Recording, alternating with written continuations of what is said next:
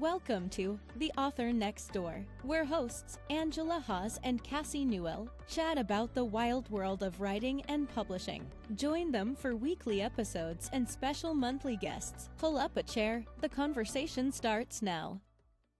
Welcome to episode 41. I'm Cassie Newell, and I'm here with my co-host, Angela Haas. And this month, we're discussing different perspectives in writing. Today, we're talking with our friend and all-around amazing human being, JP Rindfleisch, who is going to share his perspective on writing queer, cozy mysteries. Welcome, JP. Hello. Hello. I'm so excited to have you on. Yeah, I'm super excited. Yeah. For a moment, I'm going to just dote on you and read your bio real quick. Okay. So I have JP Rindfleisch IX is an award-winning author of cozy queer fantasy and dark paranormal fantasy. Their more recent novels include Mandrake Manor and Mosswood Apothecary, which have built a wide readership through Kickstarter, TikTok, and direct sales. JP has also written the nonfiction story Hypothesis, which breaks down theme and co-authored paranormal series with A.B. Cohen and Jeff Elkins.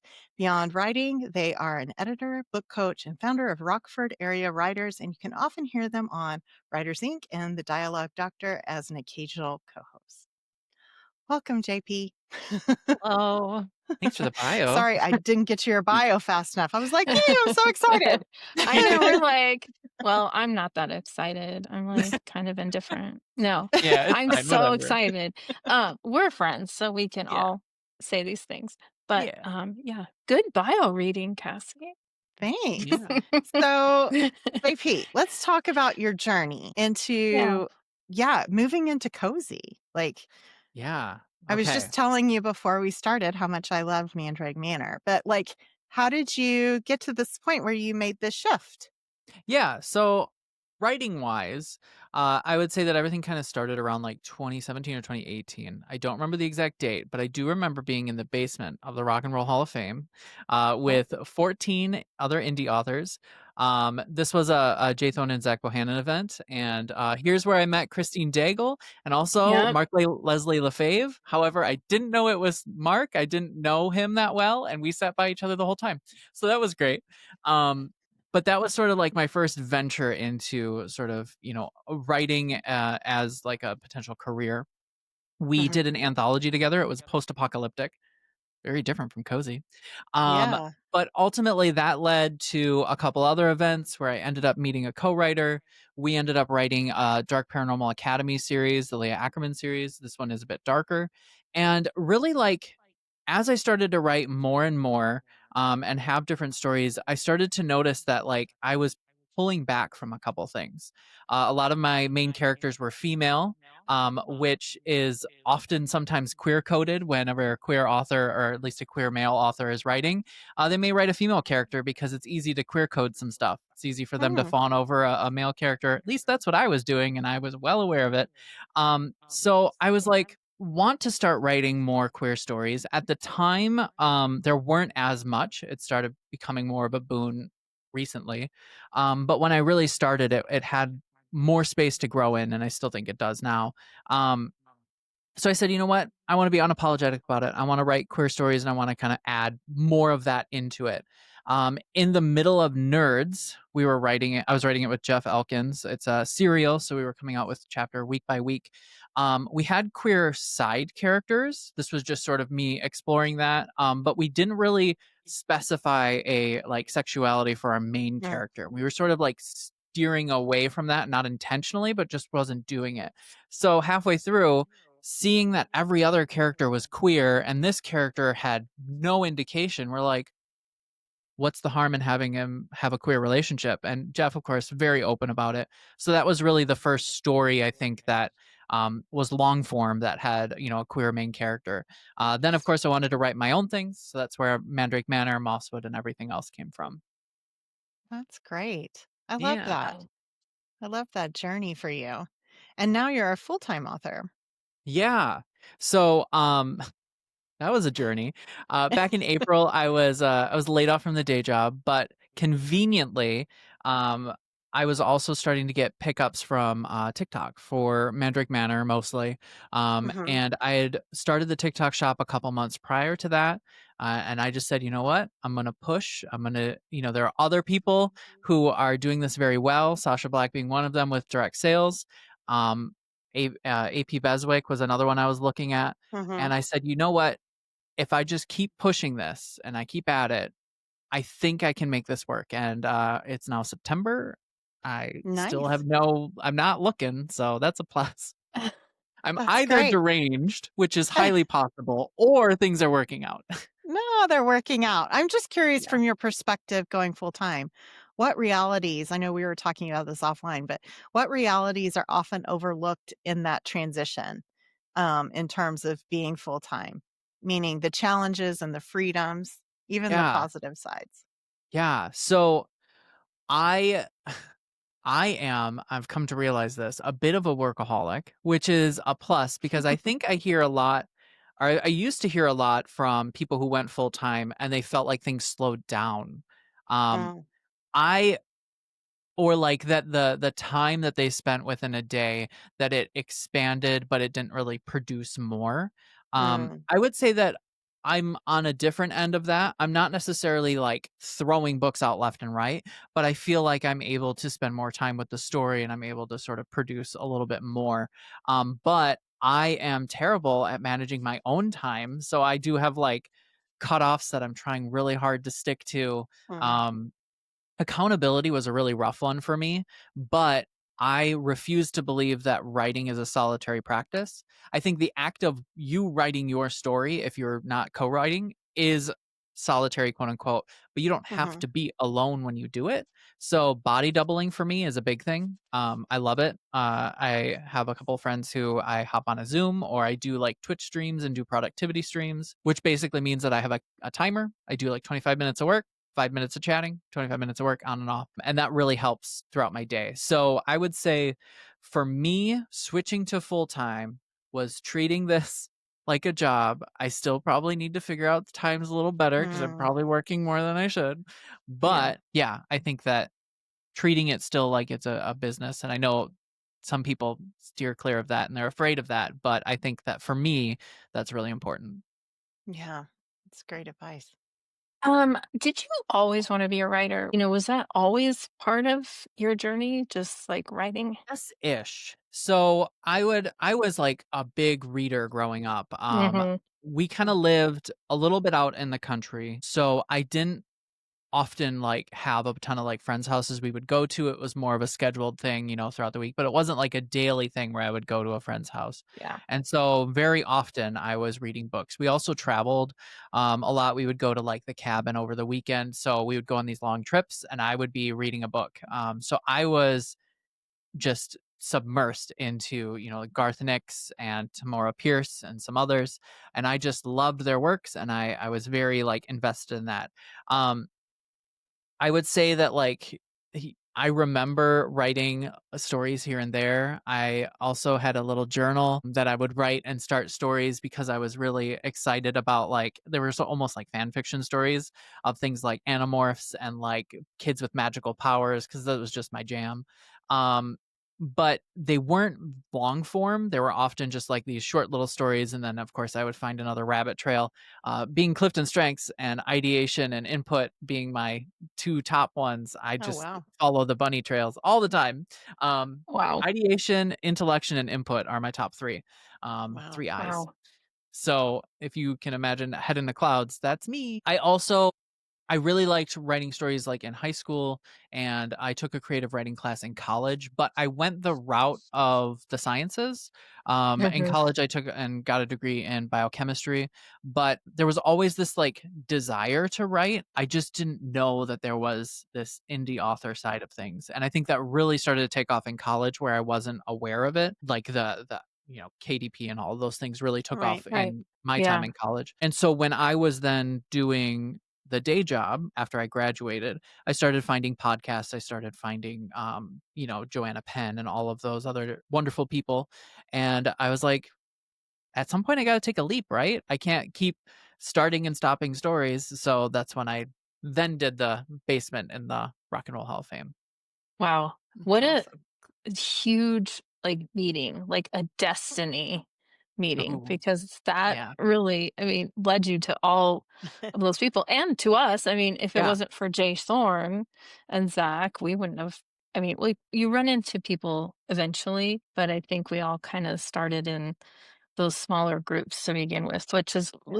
literally my favorite time.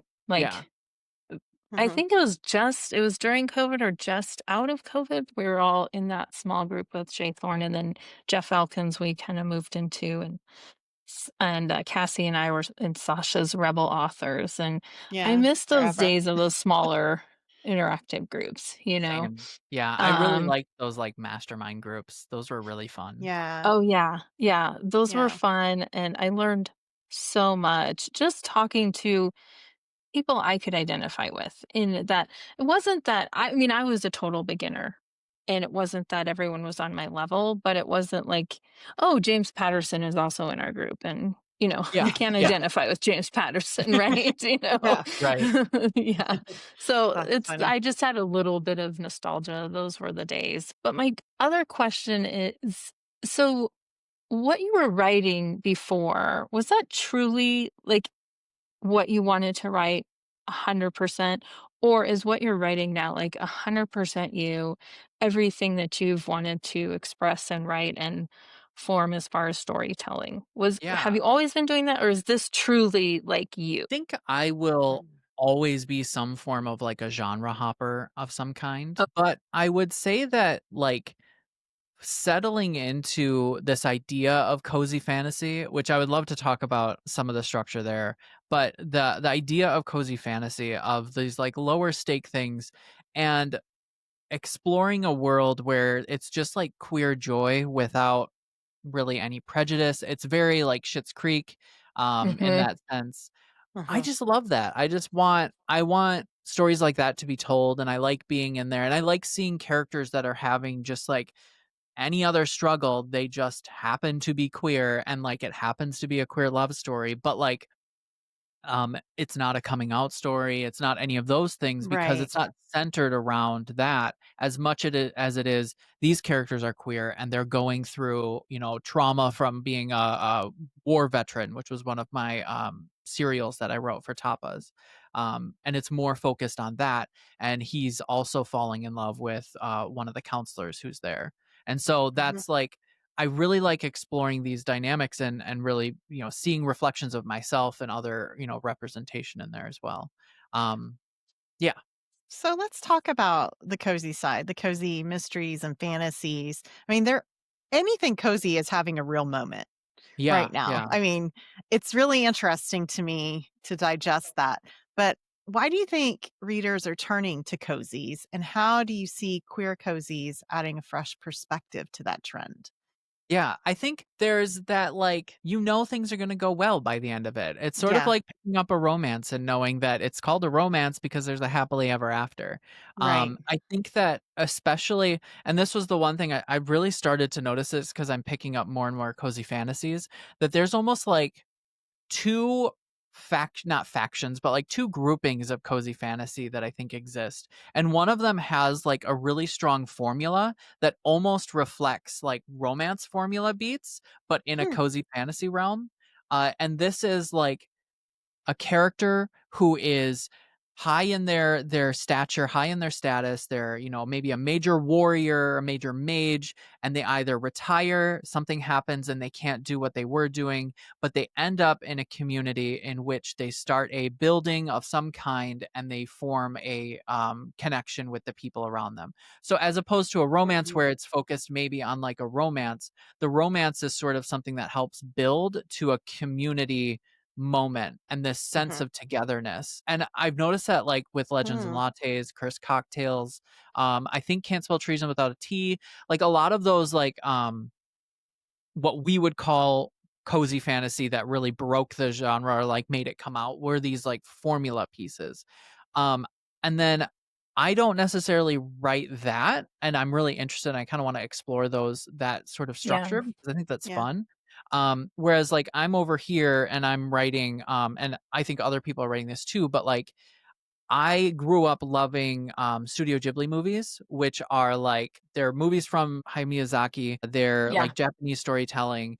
They have this Mhm. sense of like community. They have these moments of calm where we sort of are experiencing the, you know, the place around them. I have characters who go to a picnic together because they're just having a moment, and we're that's the whole chapter is them just being together and sort of happy. But there is that higher stakes than I see over here in the cozy fantasy realm, where there is something that is more of like an environmental thing, a shift that isn't necessarily your character having to make all of the decisions, but it is like a big change that happens and then it gets resolved. But it's not like it's sort of in that third act of a 4-act structure and it gets resolved and then you go back to this calm moment. And that's sort of like the two types of cozy fantasies that I'm seeing that are really interesting, and I'm sort of like picking that apart recently.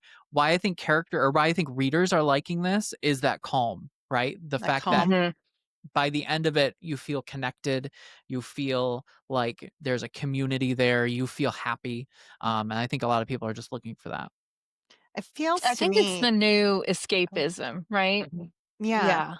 especially from a very chaotic, very, ambitious time that we live in where you're being thrown so many issues all the time. I Yeah. also feel like when you're describing it, the first things that came to my head is my favorite trope is found family. And Yeah. that sounds like Mhm. that's just the onion of cozy, right? I I mean, truly that's think, why yeah. I enjoy the cozies that I keep buying all the time. It's because I love found family. I can't get enough of it. I love when people get together, that community piece. And then the subplots can be all kinds of different things, but I love a good romance too. And Yeah. you know, the other thing I thought of right off the bat, because I am getting older, is I don't know if you've ever seen the movie Red, but I was Yep. thinking, yeah, when Yeah. Bruce Willis retired and then he had to have a community. Like, what are you going to do after Yeah. you retire and you've been this, CIA person forever? So it's really interesting, I think, those things like what happens later? I Yeah. love that. But, and do you think the queer part adding to cozy just gives it a different perspective for people. Does it fit well together, you think? Or I think so. There's actually a lot in the cozy fantasy realm that is inherently queer, which is nice for me to see. I think that it gives the opportunity for more queer stories to be told and for people to sort of pick it up and looking for that like Schitt's Creek vibe to it, yeah, where love it's David. really happy. It's not Oh, heavy on the spice, because I do think spice has its place. I Yeah, 100% think spice has its place, but I also think that um, there is a sometimes a lack of queer stories that have no spice or mm, that sort of maybe allude to it and joke about it but don't necessarily dive into it. That can be geared towards a younger audience. It can be geared towards people who may just not be looking for the spice. There may be queer right. people who don't want it. There may be straight people who are just like, I want to read about these characters but I just can't connect yet to that level. And so I think that there's this nice spot for queer stories in cozy fantasy to really focus about community without hatred or bigotry, even touching it on as a subject, but really focusing on the community building aspect and showing that people of any kind can get together, come together, be part of a Right. community, and that really that's all about the joy and the happiness. I love that. yeah. It's Yeah. beautiful. So for authors who are thinking about diving into this, especially, cisgendered Yeah. female, Yeah. but I want to have obviously these types of characters in my books. But I'm told two different things. Like I can't write from that point of view because I'm not that person. So, and I understand that, but we want diversity in our books. Yeah. Yeah. So, what are some tips for someone who's like, I really want to have characters that are important? They're not Mhm. just some sort of token side character thrown in. Because, like, one tip I've heard and read is that there shouldn't always be pain around this person being LGBTQ plus. I tried to write my gay character as having supportive parents, and they're not always coming from like this painful past, although I know that the other experience does occur, but it's like, Yeah, help us understand like how we can represent people better. Yeah. So I'll caveat it with anyone listening. I am a white person. I do identify as non-binary and a queer person, but I do think it's super important for us as authors to represent as many people as we can on the page. So like I try to write people of color. I try to write trans people, Mhm. and I try to write anybody with the caveat that I don't want to write their struggle because I may not experience that. So, like, I wouldn't Mm, write a woman going through menopause because I don't know what that's like. So, I don't know if I could actually truly represent it on page. Now, that's not to say if you truly want to write that, I'm not going to stop you. But I'm going to say, like, for me, I'm not going to necessarily write someone's struggle if I don't have that lived experience, but I will represent them on page because there are so many mhm, other ways to show those characters. If um if it's like a character I want to show on the page that is a main character, let's say I wanted to write a trans character. I don't have that experience. I do have the slight gender dysphoria, just being non-binary, not really feeling like I fit into a masculine or feminine bucket all the time. So I do have some of that experience, but it just doesn't align mhm, 100%. So I may not write um every bit of internal struggle or battle with that, but I will represent them as best I can on screen, on page, by reading trans authors, by making sure that I'm looking at how they're writing it and seeing how they're representing it on page. And then I'll also do my best to not necessarily write the struggle of the character as much as showing them living an experience and they just happen to be trans. mm. Not gonna try and Right. make Yeah. everything like, yeah, and I'm not gonna try and make everything, like, happy-go-lucky about it. I will try my best to represent, as best I can without sort of sugarcoating stuff, but at the Sure. same time, I wouldn't wanna skate over any issue. I don't What know if do you that think? that I think that answers it.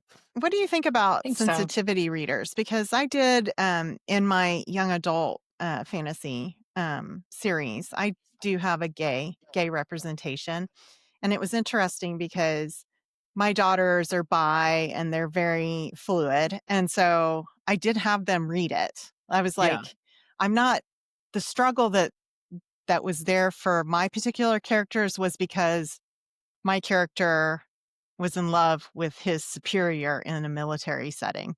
It yeah. wasn't because of who they are. It was more about the workplace, but it was really, I was told I was walking a line every time. But I did get my green checks by every reader I had for those parts because I was quite nervous about it.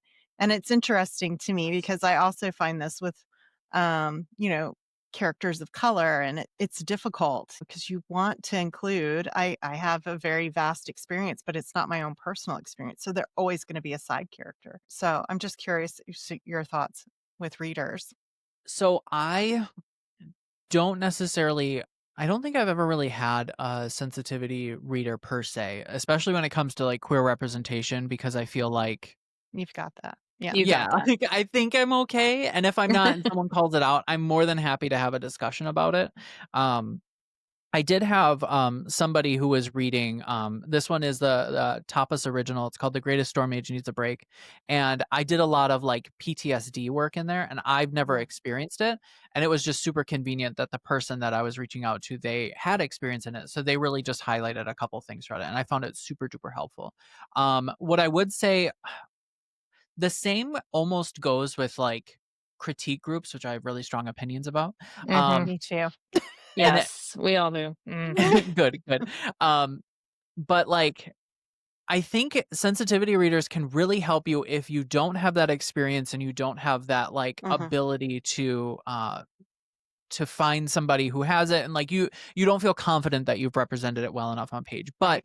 it's also a singular person's opinion regardless of the Mhm. fact, and that makes it really difficult because it may not be their lived experience, but that doesn't necessarily mean that your character represents everybody and that they represent everybody in that Right. bucket, right? So it's so tough.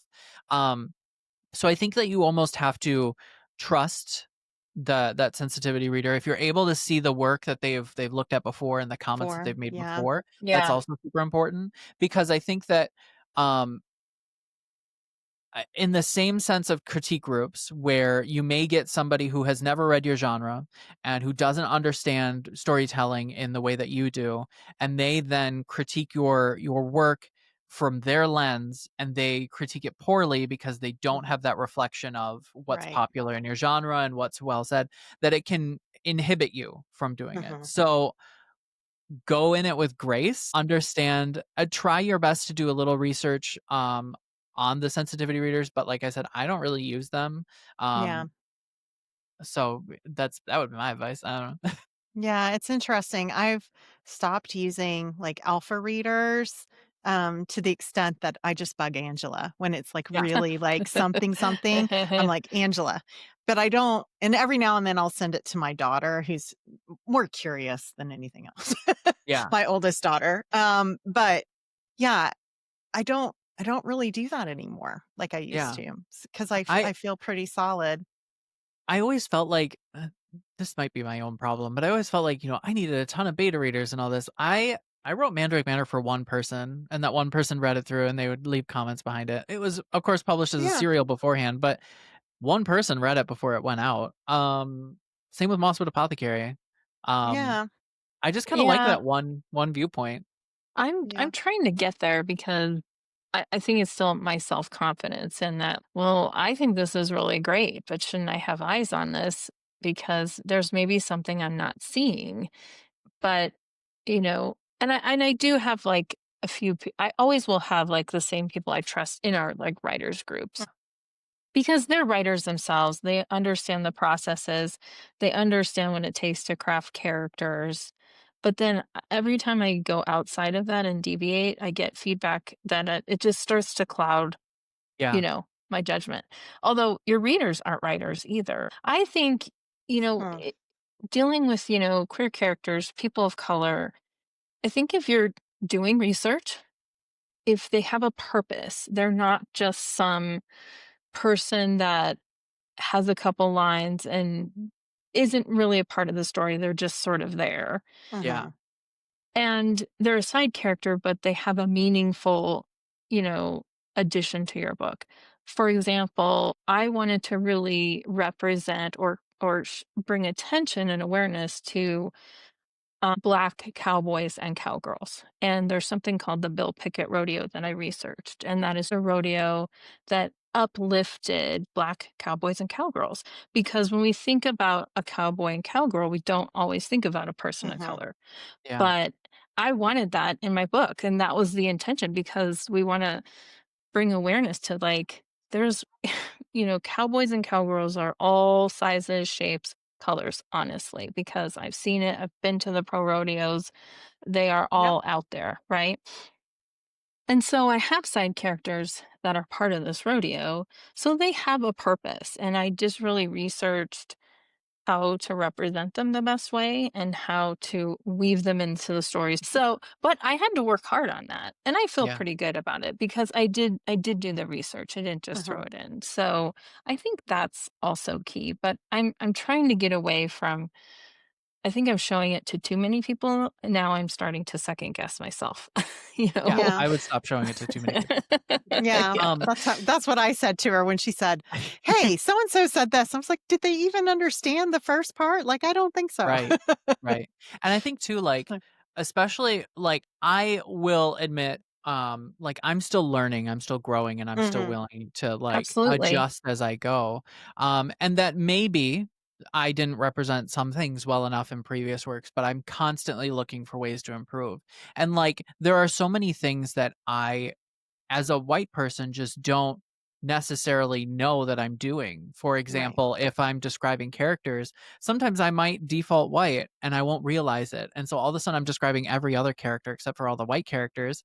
I'm like, oh, hold on a minute. What did you just Yep. do here? And you need to Right. go back and you need to consider like, what is this through the lens of someone that just, if you're going to give representation on the page, that does mean everybody. And so it's Right. making sure that you're not just sort of like, just Yeah. pointing out the others, but you're pointing out everybody. And no call outs. That's so important because when I was starting and I wrote my young adult fantasy, I was calling out that this person was gay and my editor was like, "Don't you dare do that." Yeah. And I was like, okay, so pull that out and let the relationships happen and people can make their own assumptions of what that is. And he was like, Yeah. And exactly. that's too like with and of course not being of like a specific like trans person or identity, it's hard to represent that on the page if they're not a primary character, because you Mm, don't want to like point out the things that are and quote call it unquote out. passing, because that's so awful to do in general. And so like recently I was contemplating, like, I know this character is a trans man, but I don't know how to represent this on page. So I was looking through and I realized the perfect opportunity. This character is talking to my main character and talking about the magic that this character has that's supposed to be forbidden. And it's saying, well, my dad said, basically like, this thing is okay. I grew up knowing that, the things that you have inside of you, it's okay to be that way. And he was the same way when I told him I didn't want to be his daughter anymore but his son. Such an easy line that all of a sudden defines it without having to be like all of the Calling it. physical weird characteristics that may or may not be passing, and all of those like uncomfortable things that you really don't want to Yeah. represent on page. So it's thinking of those moments, especially in dialogue, when you give those characters who may not have the external descriptors but have Mhm. Mhm. those internal differences, giving them that opportunity to say it without you, the writer, pointing it out to be like, Right. look, they're here. It's almost Yeah, that that's how adage of show, don't tell, too. Yeah, I exactly. did it by the FMC is walking through a room and she sees a photo of Stedman in his Bill Pickett rodeo, and she asks like, "Oh, is this someone I can meet here?" And then someone else tells like, "Yeah, that's Stedman. He's traveling with this rodeo right now, but he will be back next week." So it was a conversation instead of me out of Narrative. the blue Yeah. describing Yeah. it. Yeah. It came up like Yeah. you would, like two people would talk about it. Um, but the interesting thing about romance is, and I've read a lot of romance, a lot of different authors, no one describes skin color, really. They don't. Interesting. But in my sci-fi world, we Yeah. did. I Yeah. had to down to the lizard lady, but I made her lizard skin purple with scales, and I had pale characters, tan and brown, and that was really hammered in, and that is definitely something in sci-fi fantasy, but not in romance. I wonder Trad if to indie, they don't yeah, describe anyone. I wonder if that's trying to like make your reader feel like they're the character. Yeah, Yeah. Maybe, possibly. but I find it interesting. One of my really good friends, who's also a writing coach, and she's Black, and she says when she normally reads romance, if there's not a picture of the couple on the front, she will automatically default to white. And Yeah. I'm like, really? She's like, yeah. She goes, I don't know Hmm, why. So I don't even put my own spin on it when I'm Yep. reading books. right. And I thought, oh, Yeah, that's really interesting. So, yeah. yeah. I think it really is a lesson in if you're starting a new genre, read heavily in that genre. See what other people are doing, and that will also, and do some research, but that may, be the reader expectation that there isn't Yeah. really any skin color descriptions in romance where there is in other genres. So, I think too, intentionally reading character or authors of color, authors yeah. of Hmm. like different religions, everything like that, and intentionally putting that in your TBR list and knowing when those occur, so that you are able to see how everyone is writing and how everyone Yeah. is describing, and seeing if there are any trends, especially new authors within like the past couple of 5 years or so that you know what is the current Hmm. way to do things. You're not just like looking up oldies and trying Right. to pick from there. Yeah. Yeah. Yeah. Agreed. Yeah, Agreed. definitely. So Well, oh, go ahead. I was Go just ahead. going to switch the topic a little bit and bring it back to community, because I know as Yeah. someone who's built a community with readers and fellow writers, what's your perspective on the role of the community in sustaining a long-term author career? Because I know you're so Shout about community all the time. all the time, and Well, well, you're so available to yeah. people too. So yeah, that's what I love about you, JP. Mm. So I'm just kind of curious, is that is the role of community, something that you do for sustaining your career, and how do you Yeah. cultivate that? Yeah. Yeah. I think community is extremely important. I mean, like you'd heard from my writing career, I basically joined a community and then I felt like my writing career took off. And I'm still friends with, half the people that were in that room the first time I went through. So I mean, to me, um, building an author community of people of like mind, of people who are looking to be where you are, and of people who are far ahead where you want to be in the future is so important because it's that concept of, I don't know, like five closest people to you are a representation of who you are or who you will be. Mm-hmm. I think the idea of like never being the smartest person in the room, very important as well, because I feel like I constantly want to learn, and this is why I refuse to believe that writing is a solitary practice, because I think that there's so much for us as writers to connect with and for us to just work together on instead of trying to do everything separate and alone. And I think it's really important with community of readers as well. I could shout Mm-hmm. out about this book all the time, but eventually I'm going to need, some readers to pick it up, and some readers to maybe be like, Right. hey, pick this up too. So that's why I like doing in-person events. The occasional book fair here and there is really fun. It's also really fun when someone comes up and they're like, and you give them the pitch and they're like, I've heard this on TikTok. And I'm like, yes, you have. You want to buy the book now? So Yeah. I think that's really fun. I think it shows that like having that presence is really important. Especially, because it made that day at the book fair really easy for me because I didn't have to give the pitch again, but all of a sudden they got to see the face behind, the TikTok video. Mm-hmm. And so I think that that's super important as well. Um, and then yeah, like with the Rockford Area Writers Group, which is a group I founded back in like 2022. It basically began because we have a guild here in Rockford, and I'd reached out to the like community organization and asked like, hey, do you have a Slack, do you have a Discord, do you have anything for like the people in your guild to talk to each other, because they currently had a Zoom but it was really focused on like a presenter. And so it didn't really give an opportunity for people to talk about like, "Hey, how's your writing going, what are you working on, what's new that you are Yeah. seeing in your little zone," all the things that we did in like the author success mastermind where we do in Dialogue Doctor and Sasha Black's. I was just like, how do we do this locally? And they just didn't want it. And they said they did say writing was a solitary practice for that person. Who Interesting. and so I Mm-hmm. said, fine, I'll make my own group. And it now has like 90 members in it. And we meet up in person every couple of weeks and we talk about what our strategies are. And we just hang out and chat, because I think that just being around other writers is so important, because I could geek out about books to my partner, but eventually I'll be like, okay, no Enough. more. Yeah. My Enough. partner did the Well, same. and you're creating a face-to-face experience too, which I feel like we need to get more of Uh-huh. instead of communicating through a device. We Yeah. are with people physically.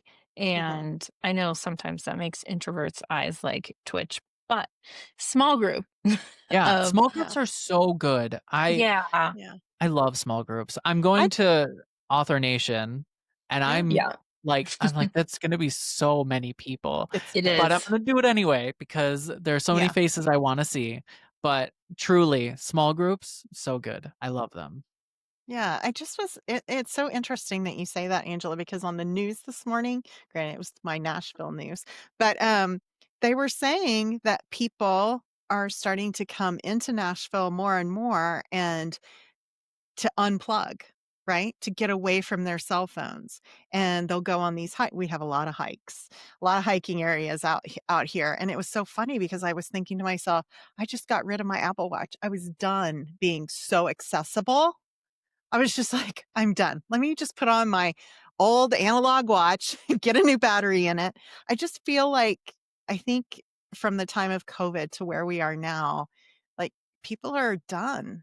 I think they Yeah, want to see people. They want to connect Yeah, more and not just their screens anymore. I I agree. really believe that. I would say to anyone like who doesn't have that local group, look for one first. It's really annoying because it's Facebook, but Facebook usually has events. So does meetup.com if your Meet up. area is Yeah. lucky.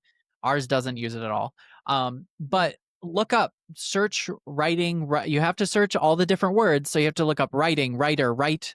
You have to look up book, author, but look up those events with those sorts of titles in them and see if there's anything. Look up for your local bookstore because sometimes they have events, and just get out there. See if there is a group in your area to actually like connect with and talk to. And if there isn't one, make one.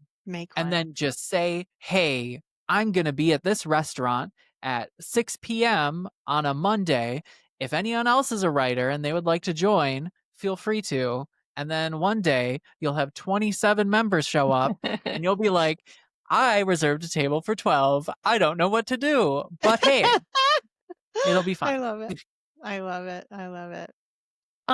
Well, I think that support helps you in other ways too, because I've seen this in real time with you on Facebook, but you have some haters and some trolls out there that when you post this stuff, it's amazing how people come out of the woodwork and we're like, where are Mm. you from? Why are you here? Why are you Yeah. on my page if Yeah. you have such a problem? But I mean, I've gotten trolls about stuff that I've written, especially in the sci-fi world. I didn't manage my talking about space travel very well, and then I got Right. trolls for that. And so in general, you are going to face this as an author. But what are some tips? How did you handle some of those people that were leaving like gross comments? Do you respond at all? Is it automatic block? I mean, what should we do with these trolls Right. out there, because they're out there, right? So this is a joke that some of my fellow queer authors have that I know of.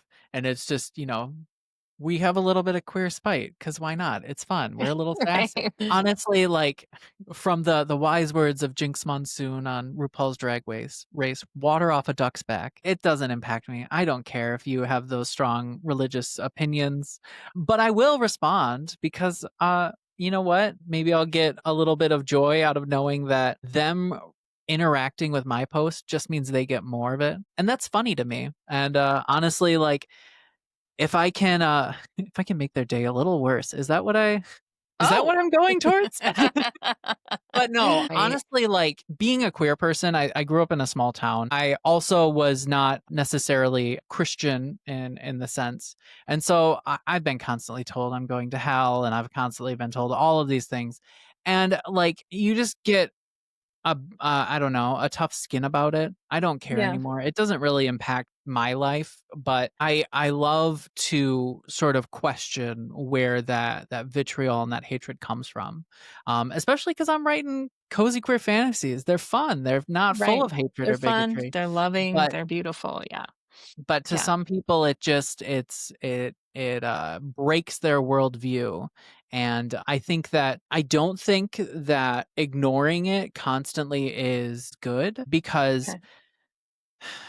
yes, you can ignore it for your own mental health and your own mental safety, and I think that for some people that's great. But if you have the space to really push back, and just tell them like, hey, like we're both people on the internet, and for you to just like come out of nowhere and say these vile things, is that really what you want to do with your life? Does that Right. represent your belief system in a good Yeah. light? Because it truly doesn't.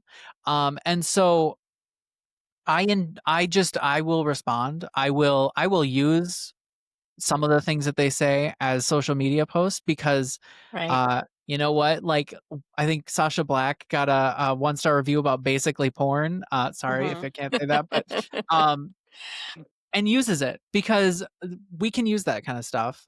We can turn it back on what they say. We don't have to hide away from what they say or feel bad about what they say.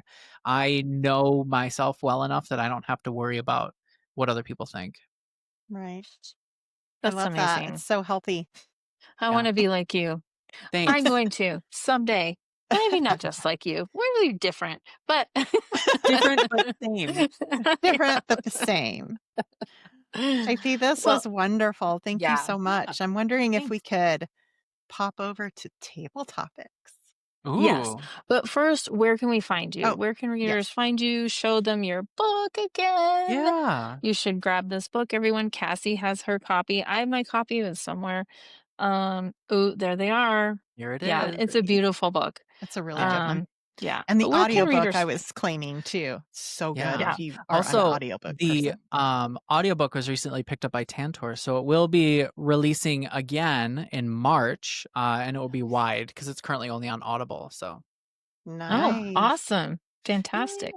Okay, so just your website or yeah, is we'll there do just the website because the website has all the social links in the corner. So Okay. website is shop shop dot JP Rindfleisch IX, which is JPRINDFLEISCHIX.com. I know it is a word salad of a name, but hey, that's my name. That's That's my amazing. name. You're basically royalty. It's fine. Yeah. Okay, this is an interesting one. Okay. Would you rather be in big trouble with your partner, boss, or mother? Oh, Ugh, that's easy. yeah. Yeah. I mean, I'm my own boss, right? So Right. Well, when you had your boss, when you had a boss, I I would mean, still say boss. I don't want to yeah, mess I with my think I would mom. say boss. See, and Yeah. I was like spouse What? immediately. Yeah, I'd rather be in big trouble with my spouse because we'll talk through it Yeah, and we'll get over it. There I might can be see some that. True. makeup, whatever, all the things. Wow. Like, Makes things all the Cassie. better. you're not Oh, saying what my. kind of trouble. Like, is it That Oh my is illegal gosh. true. trouble? Probably not. It's me. But what harm could I really do in the world? Yeah. I For think me. So to pick apart that question, I think it asks like, where is your fear oriented? Is it within work? Is it family or love? Right. So like, I don't know. I originally was gonna go boss, but I'm kind of feeling the Cassie route because like Yeah. I think of all of those, my partner and I would have the most healthy of conversations about it Sure. because we Yeah. live with each other. We don't have another choice. Right. right. Well, and if it's the worst thing that happens, too, out of the result of those things, I think I would be more fearful of losing my spouse. Because I can always find another job. Like Yeah. it's like those Yeah. things, like what, but I just feel like we would get through it. I mean, we've been through a lot. We've been married. This next year will be 30 years. So Oh my we've been gosh. through a lot, Yes, Yeah. I would say So so. Yeah. I think Yeah. we could get through it. I was only saying boss in that, like, well, my mother's Italian, and that's all I'm gonna say. You don't want to fight with her because you won't Oh, win that my fight. family was the worst. My dad's You know? Irish. My mother's Italian. It's But the I think worst. just because no matter how old I am, I still want my mother's approval. And so if I Yeah. felt like that was in danger, yes, you can still talk that out, but that would like hurt me. And generally my partner and I don't fight. And that's what, Yeah. like, I couldn't even see that. And so that's why I was saying boss too, because you can also, like, if you're in big trouble with your boss, you can be like, I'm calling in sick tomorrow, goodbye. You Yeah. can kind of like get Kind of some, avoid it for a little you bit. can't, like, you could maybe avoid it, collect your thoughts, come up with a strategy because you go home at the end of the day when you're with your Yeah. partner, you're like there. So there's nowhere to really like, okay, how are we going to talk this through? But yes, obviously, my husband and I can definitely work this out and talk through it. But my boss, I can like get away from. So good answers. Filing it. Filing Great. it. Okay. Thank you, JP, for joining us today. I really appreciate it. Don't forget to give us a review and rating wherever you listen to the podcast. It really helps with visibility. Next week, we're talking with Kathleen Sweeney from Book Brush. Keep writing, keep doing. Thanks so much. Bye. Bye. Thanks for joining today's episode of The Author Next Door. Be sure to like, follow, and tell us your thoughts of this week's episode. Angela and Cassie would love to hear from you.